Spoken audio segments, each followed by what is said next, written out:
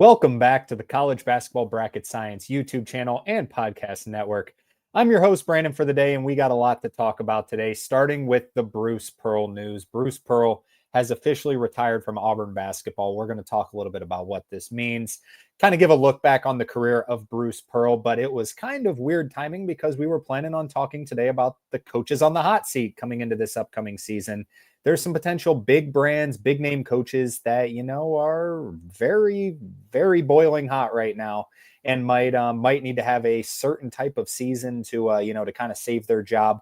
We'll talk about those, some of the expectations in the different jobs. We have about, 8 or 9 guys that are really on the hot seat. And then we're going to talk about, probably 5 or 6 more that are, they're warm, and with a, really poor season we could see a coaching change there, but we'll talk about some of the potential replacements, some of the candidates that are kind of growing in the coaching world, some guys who might have perfect fits, West tie fits, East Coast tie fits. So we'll talk a little bit about that, but we're going to start with the Bruce Pearl news. And before we dive into that, be sure to hit that like and subscribe button. College basketball is getting very close. We're less than 6 weeks away.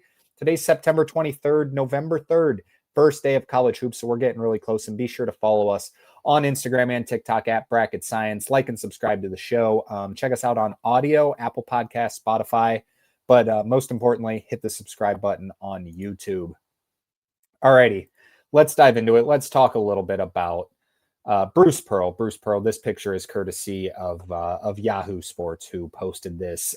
So Bruce Pearl retires. We'll hand it over to his son, Stephen Pearl, who's been in the program as an associate or as an assistant for a while. Let's just talk a little bit about what Bruce Pearl did at Auburn. So he started there in 2015.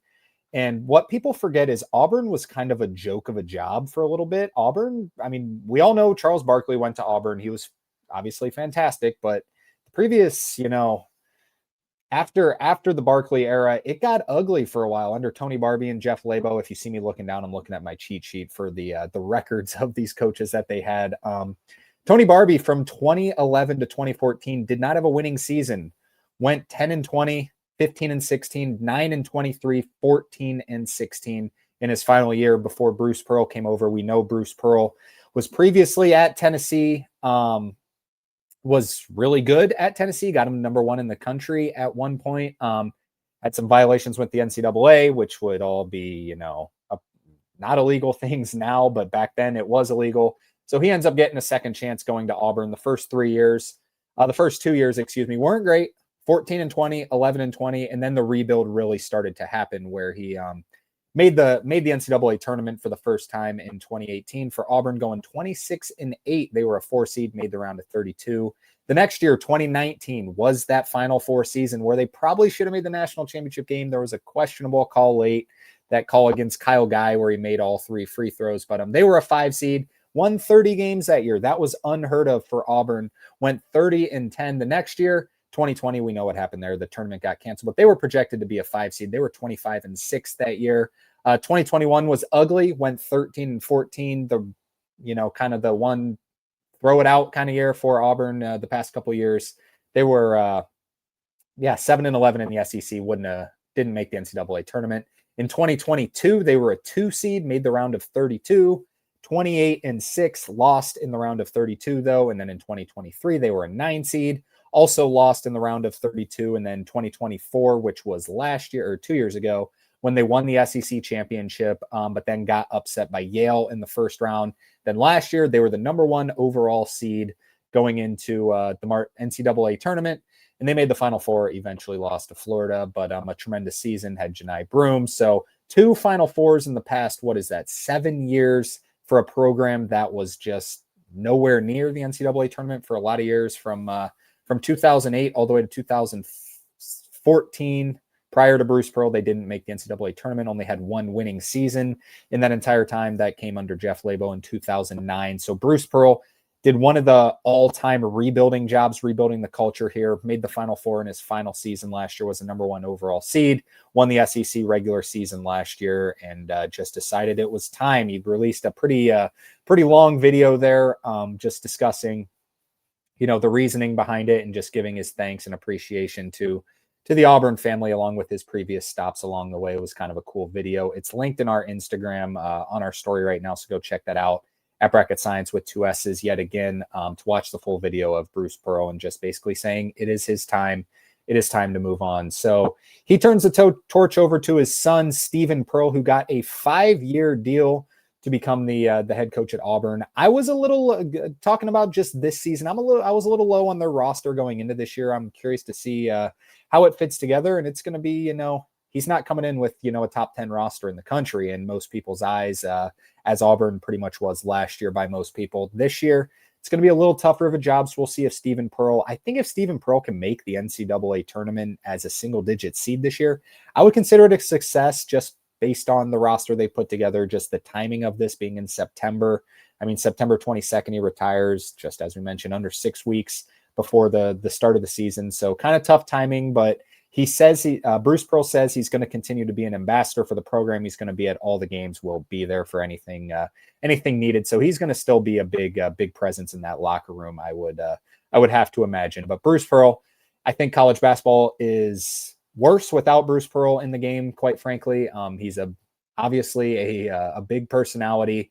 He says he's considering running for senator. So I'm sure we'll see more of Bruce Pearl. It just won't be on the sideline as the Auburn head coach. It will be his son, Steven Pearl. All right, now let's dive into our show for the day. Let's dive into our coaches on the hot seat. So we're going to talk about, I believe, 8 right here, and then we'll talk about 6 or 7 of, potential guys where it's like, yeah, it better not go that sideways. So I'm kind of sticking to the high major / real big brands here. I know there's going to be some low major, mid major coaches that, eventually get fired, but I'm sticking with the high major here just because I could talk for 24 hours about everyone, but we're going to keep it with the high major right here. Some of the big brands, big coaches that may be gone. All right.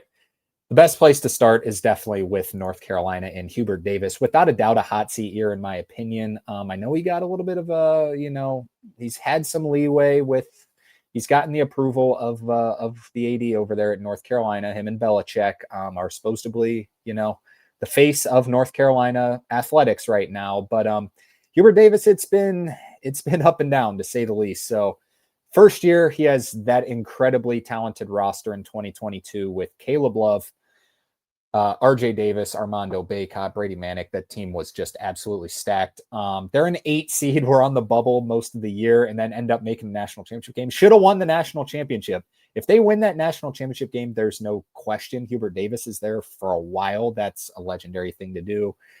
We say that stat a bunch, that no coach has won the national championship in a really long time. I can't remember the exact year.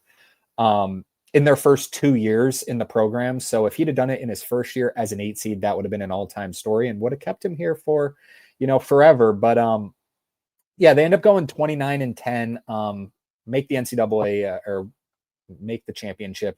Then the next year, their preseason number 1 going into it, Caleb Love, RJ Davis, Armando Bacot, all back. And they miss the NCAA tournament. They go 20-13, 11-9 in the ACC. Was a rough season. Caleb Love was kind of the face of that whole thing.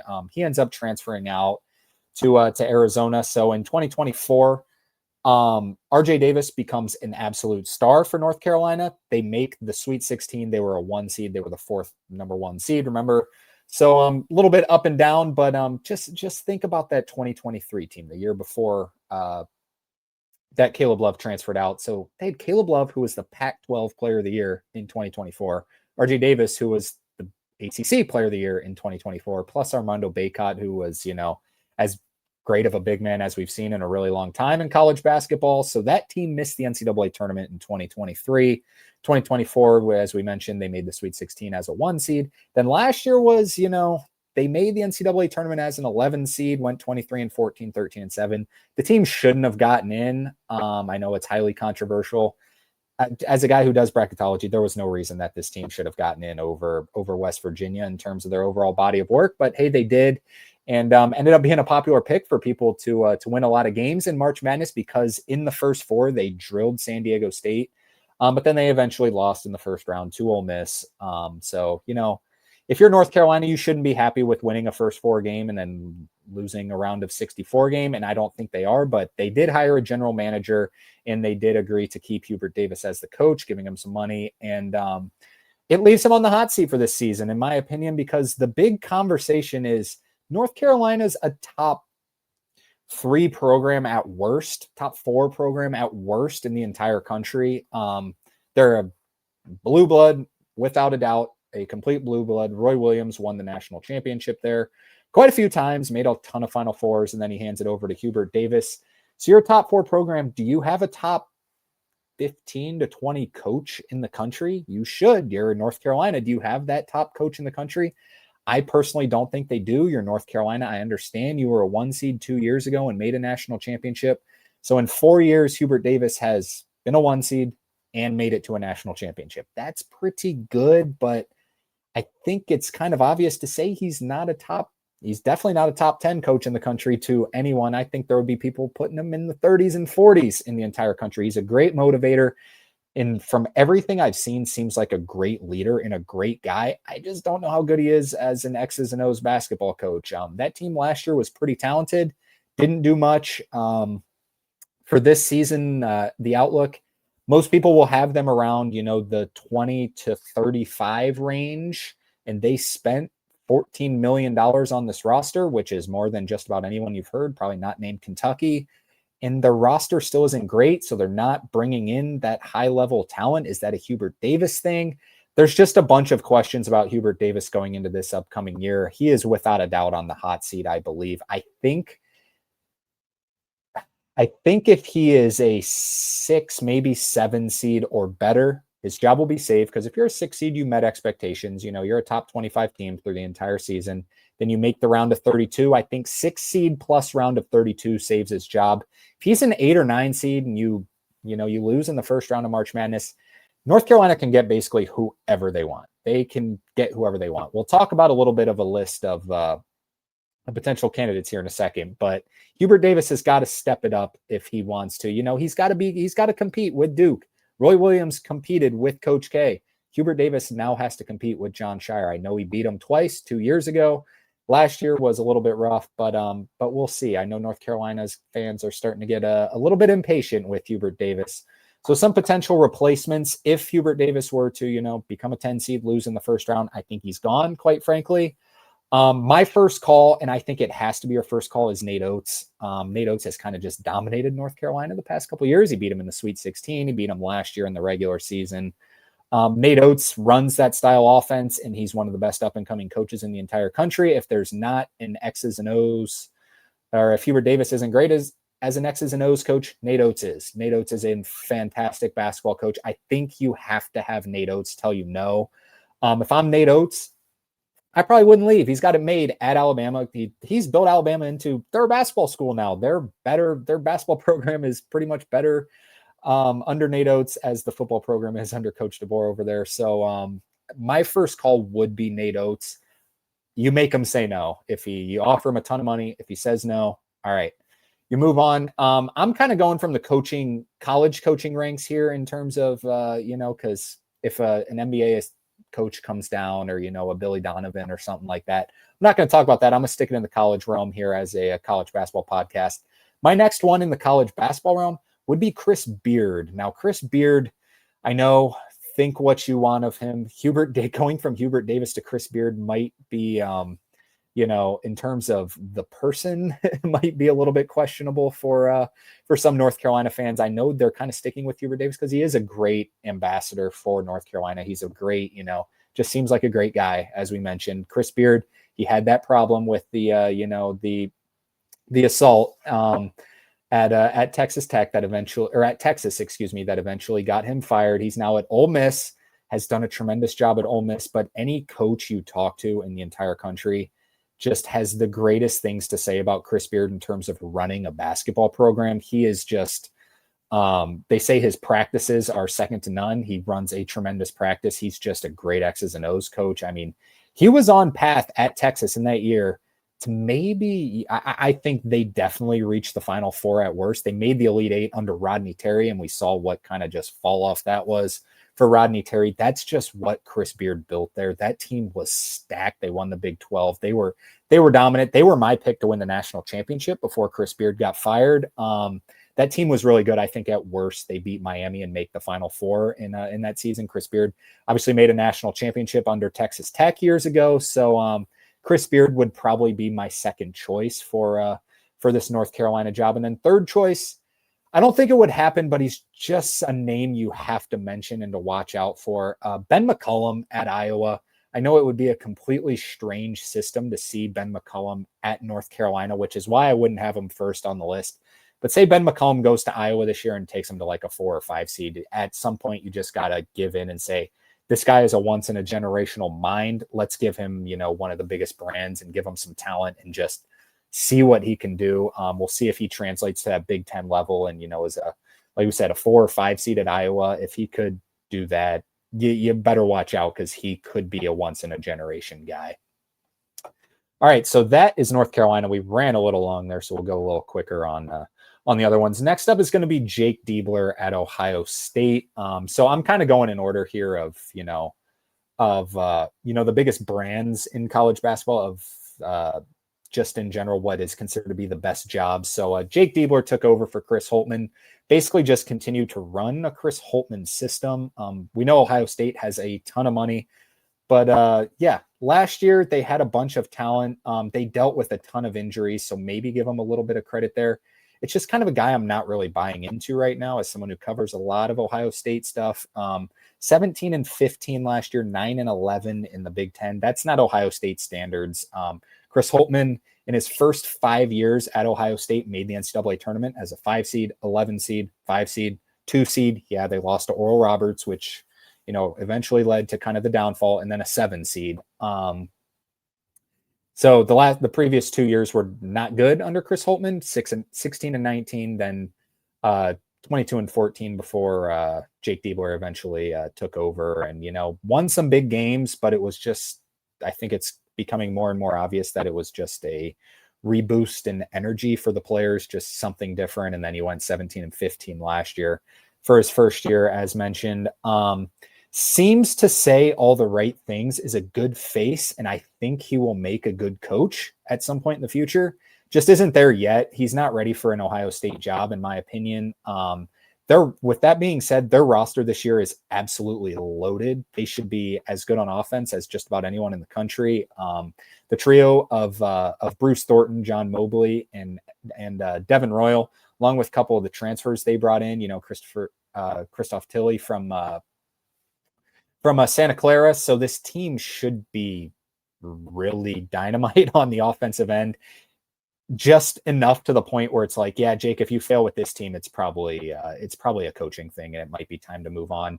I think Ohio State's got to be a single digit seed this year. 8 or 9 seed, I think, might even save his job just with some upward trajectory. I'll say an 8 or 9 seed with 1 win in the NCAA tournament will get him another year, and then he will still enter that season next year on the hot seat. This is a top 20 at worst, maybe top 15 roster in the entire country. So yeah, you better be probably top 30 at KenPom this upcoming year, which equals, at worst, probably an 8 or 9 seed. If not, I think there's going to be a changing of the guard there. Big brand, great job, probably top 15 job at worst in the country. I don't think Jake Diebler is a top 50 coach in the country yet. Like I said, I think he's going to succeed. He's just not ready. He says the right things. He's got the personality to be a head coach. He just needs a little more. He needs that mid-major, low-major job to win and then start to move up, in my opinion. It's hard jumping straight to an Ohio State job. But anyways, potential replacements. Let's stick with Chris Beard. I think Chris Beard could be a good replacement for Diebler there, depending on, what Ohio State thinks about him with that whole situation. And then also Ben McCollum. He's a Midwest guy. This seems like more of a fit than the North Carolina job. I think Ben McCollum, like I said, if he ends up being a 6 or 7 seed in Iowa, would he switch? I don't know. Would Ben McCollum really go from Iowa to Ohio State? It is an upgrading job, but I'm sure Iowa would pay him anything he needed. It's still a Big Ten school. They got all the money in the world. I'm sure Iowa would pay him what he needed. And I don't think, Ben McCollum would switch 3 jobs that would make it 4 jobs in 4 years. I don't think that would happen. So a little bit of a shot in the dark there. Also, The other name to throw out would be Josh Schertz from St. Louis. Also Midwest ties, obviously, was at Indiana State. Came up runner up in the NIT a couple years ago. With Jake Diebler being a Midwest guy and just kind of the system he's running, I think it would be a good switch to Josh Schertz, who is set up to have a pretty successful year at St. Louis this year. If St. Louis can get to the NCAA tournament this year under Josh Schertz, which I think they have a good chance to do, and Jake Diebler does not get to the NCAA tournament for Ohio State, I could see a world where Josh Schertz is their first priority and they end up going after him. And Josh Schertz, he's a rising star in the profession. People kind of forgot about him after last year's rough season at St. Louis. Roster was kind of banged up for a lot of the year, but yeah, I think he'd be a good fit at Ohio State. All right, next up is Syracuse and Coach Adrian Red Autry. Syracuse's fall off has been pretty rough the past couple of years. Autry did not do a horrible job in the first year under taking over from Coach Jim Boeheim. 20-12 in his first year, 71st finish at Torvik, 11-9 in the ACC. They were kind of on the bubble for most of the year, just didn't pick up any real big wins. But, it was kind of a rebuild year. Did a decent job, but last year was pathetic. They went 14-19, 7-13 in a down ACC. It looks bad to the eye, just the eye test. It looks bad. It doesn't look like a competent basketball team. What people kind of forget is Syracuse kind of fell off late under Jim Boeheim. So we know his huge run in the late 2000s, early 2010s. Let's just kind of talk about it a little bit. In 2009 under Boeheim, they were a 3 seed, made the Sweet 16 2010. 1 seed made the Sweet 16 2011. 3 seed made the round of 32 2012. 1 seed made the Elite Eight. In 2013, they were a 4 seed, made the Final Four. In 2014, they were a 3 seed, made the round of 32. Since then, they made, we'll talk about it year by year. We got time. 2015, missed the NCAA tournament. 2016, they were a 10 seed, then made the Final Four. They made a huge run. They were a 10 seed, so continue that success. 2017, missed the NCAA tournament. 2018, they were 11 seed, made the Sweet 16. 2019, they were an 8 seed, got beat in the first round.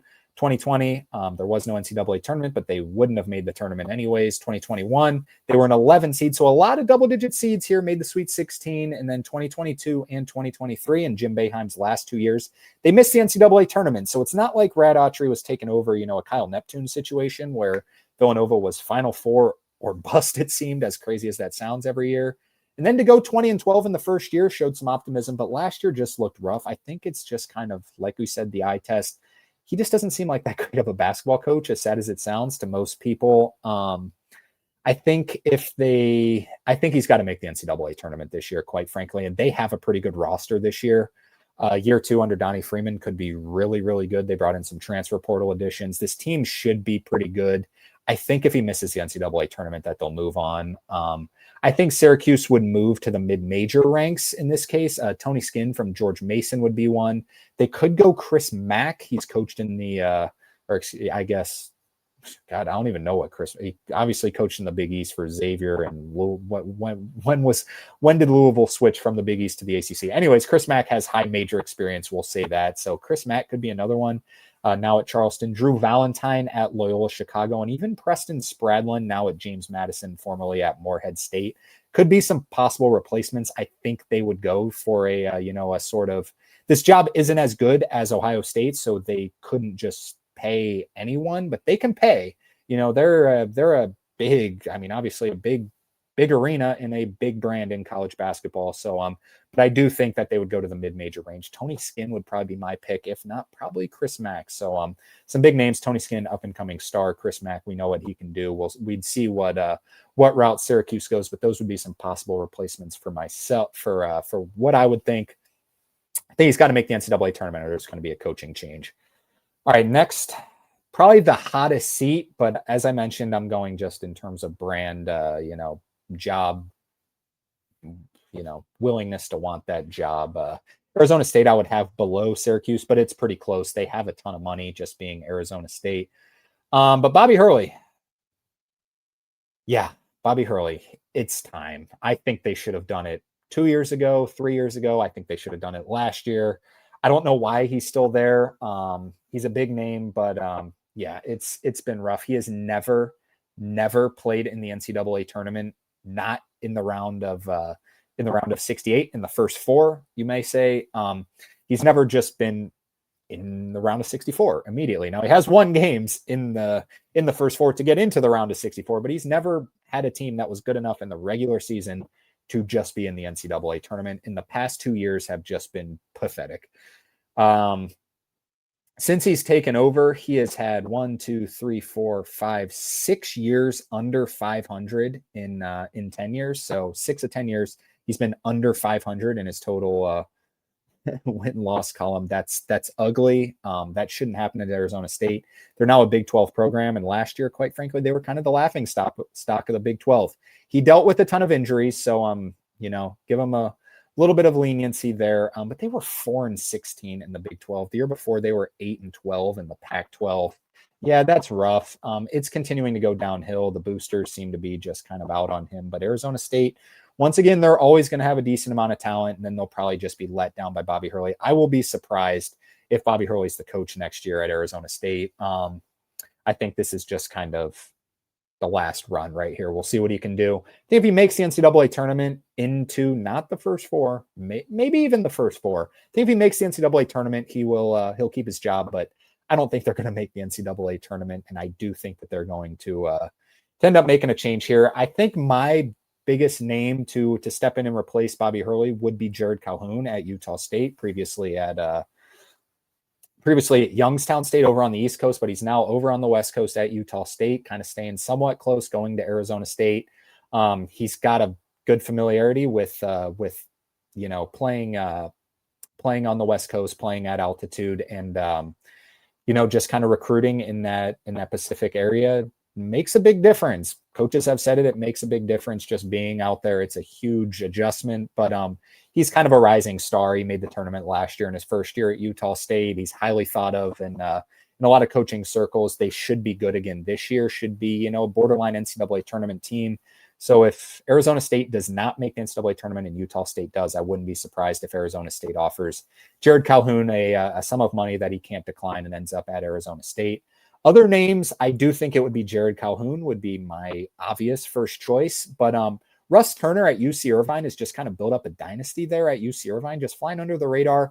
I don't know why he hasn't been offered bigger jobs, but I think he deserves it. So just being on that West Coast, and then Chris Gerlufsen from San Francisco, if he can break through and make the NCAA tournament, maybe Arizona State would offer him something. Now, be advised that this also has to do with just saying that no other coaches just hop up and retire like Bruce Pearl did, like Tony Bennett did.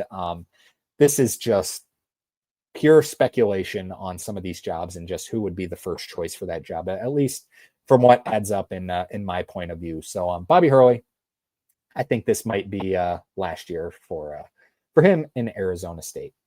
All right, we're going to take a quick little break here, and then we're going to discuss the rest of them. We'll talk about some other possible replacements. We'll be right back. Hard to find affordable golf instruction. For example, let's take a look at this man's swing. Pulling the club head a little bit inside his line instead of working his hands up the plane is causing a little bit too much turn at the top. You can see his club shaft pointing way to the right, which forces that club to come in steeper than it should, hands a little too far away from the body instead of being in the slot, which will force a little bit of early extension here to get the club path back on target. For just $10, you can get a swing review just like this. Follow Brandon Jadich Golf and send a DM that says Bracket Science for just a $10 swing review. It's all you need. You don't need to spend $100 on a lesson. Just get your swing review and fix it yourself. Alrighty, let's talk about Matt McMahon at LSU. We're going to get through these ones a little quicker. Those top four, Hubert Davis, Jake Diebler, Bobby Hurley, and Adrian Autry, are definitely the biggest four brands, biggest four names in college basketball to kind of watch out for. So we'll go through these a little bit quicker. Matt McMahon, that's a tough name to say, has not been real successful at LSU. Stepped into a rough situation taking over for for Will Wade. Will Wade had so much success there. Matt McMahon just hasn't found it. 14-19, 2-16 in the SEC in his first year, 17-16 the year after, 9-9 in the SEC, which kind of brought me some optimism for last year. Last year they were not good. 14-18, 3-15 in the SEC. They are a bottom feeder in the SEC, and LSU shouldn't be a bottom feeder in the SEC. It's kind of made this job not so great in a little bit of the lower level as opposed to the Syracuse's and Arizona State. So, Arizona State is a more highly thought of job than LSU in college basketball at this point. And Matt McMahon, I think this is kind of his make it or break it year. Don't really have any real replacements there. Any of the names we talked about earlier outside of, Nate Oates, Chris Beard, Ben McCollum, any of these other guys could be potential fill-ins. Any of those mid-major guys, Tony Skinn, Chris Mack, Drew Valentine, Preston Spradlin, even Josh Schertz maybe could move up there, or other names like Brian Hodgson at West Virginia. I don't think he could really.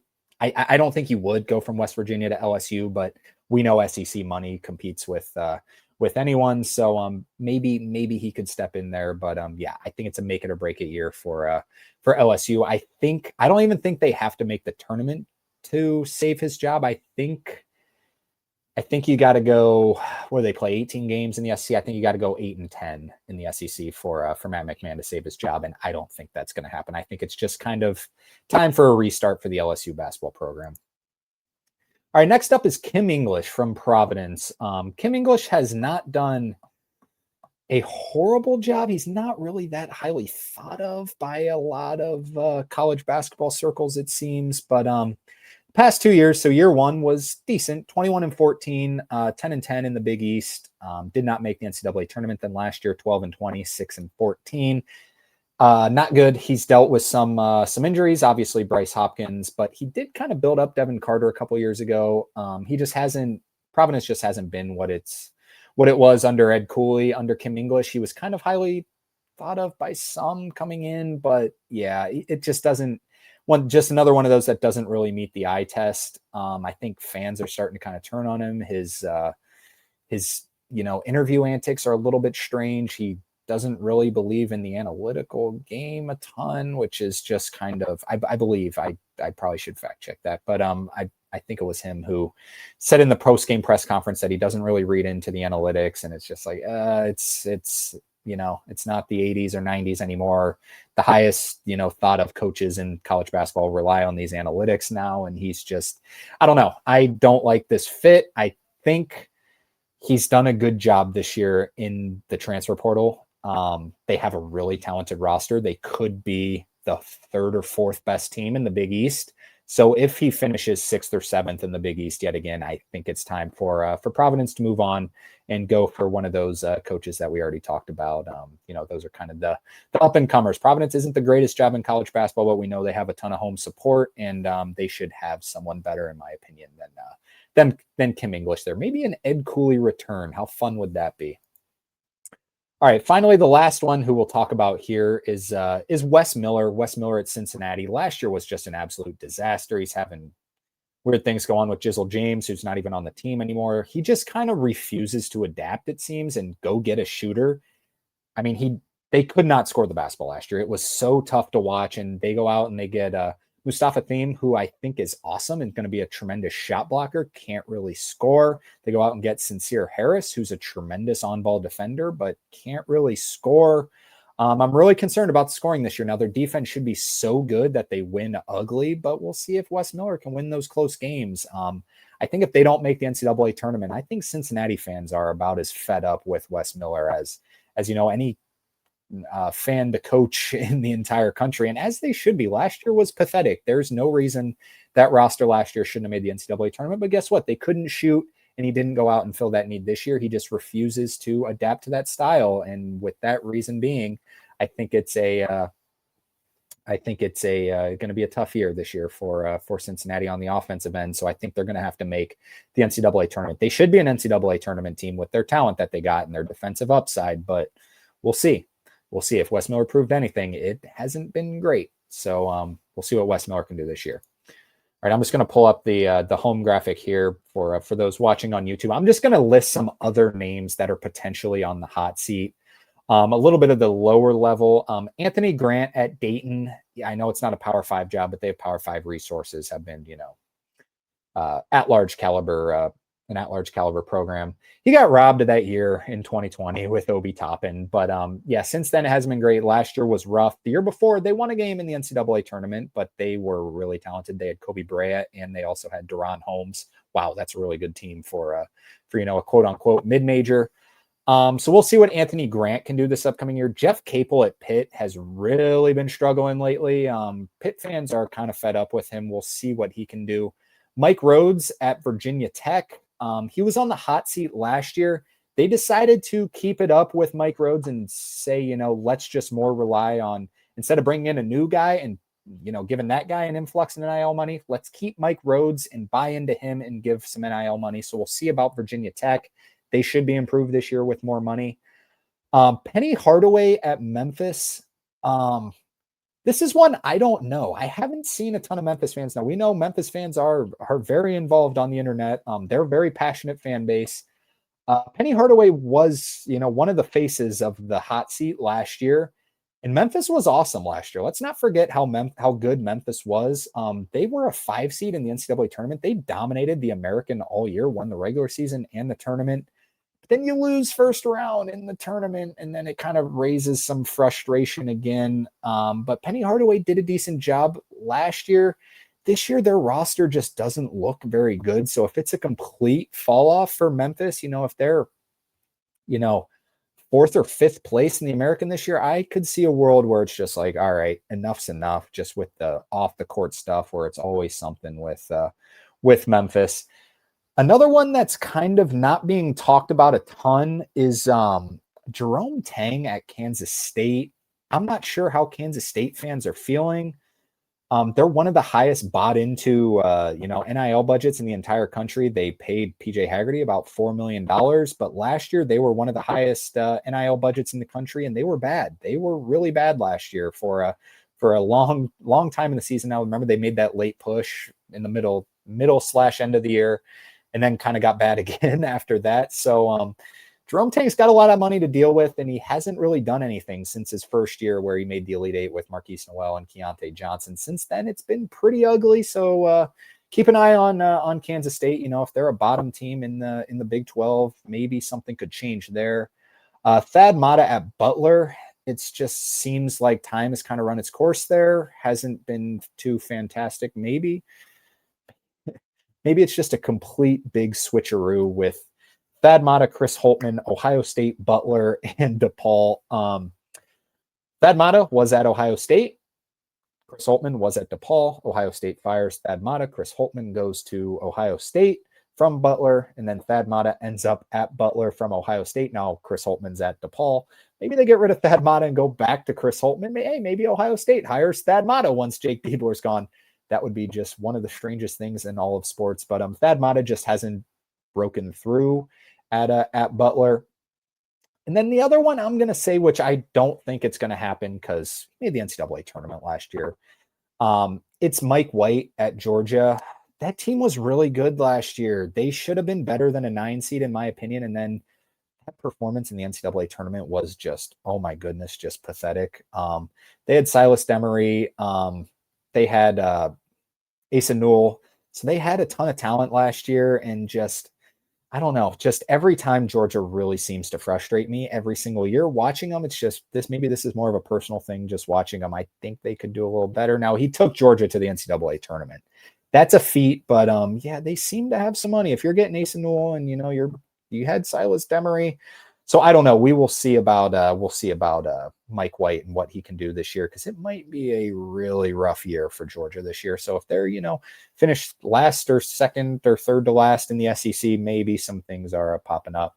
Now the other one I do want to mention, which is obviously nowhere near on the hot seat, is Bill Self. He's obviously not on the hot seat. It's just with his health concerns. I'm curious to see how much longer he might go. Will he retire not quit in the middle of this year? But if he has another flare up, God forbid, I hope it doesn't happen. I love Bill Self. He's a tremendous coach.